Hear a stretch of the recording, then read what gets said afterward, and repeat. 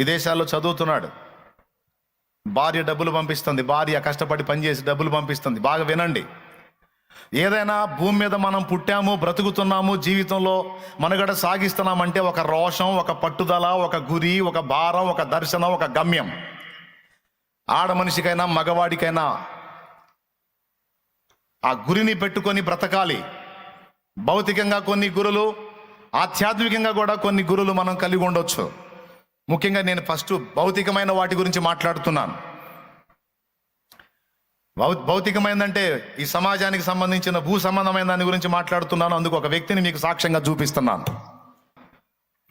చదివి భార్య ఇక్కడ నుండి పని చేసి ఆయనకు డబ్బులు పంపిస్తే ఆయన దాన్ని బట్టి పెట్టుకొని తిని చదవటం మొదలు పెట్టాడు. కొన్నిసార్లు భార్యకు లెటర్ రాసినప్పుడు భార్య చెప్పింది, ఇక్కడ పరిస్థితులు ఏం బాగలేవు, పిల్లలకు బాగలేదు అని.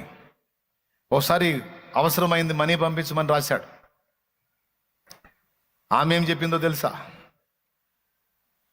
అబ్బాయికి బాగలేదు, ప్రాణాపాయంలో ఉన్నాడు, నువ్వు ఎంతమైతే పంపమన్నావో అంత వాడికి ఖర్చు అవుతుంది, వాడికి ఆ డబ్బులు పెట్టకపోతే వాడు బ్రతకడు, మరి వాడికి పెట్టమంటావా నీకు పంపమంటావా? ఆయన ఏమన్నాడో తెలుసా? పోతే నా బిడ్డ పోతాడు, కానీ నేను చదువు ఆగితే నా జాతి అంతే ఉంటుంది.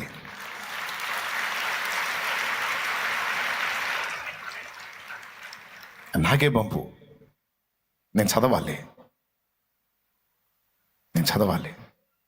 నేను నా కుటుంబం ఆహుతైనా పర్వాలా, నా జాతిని ఉద్ధరించాలి.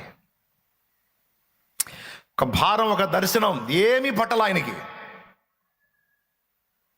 హృదయంలో ఒక భారం. ఏ విధంగా ఆ పట్టుదల ఉందో చూడండి. నిజంగానే అది అంతే చేసింది, ఆ తల్లి అంతే చేసింది,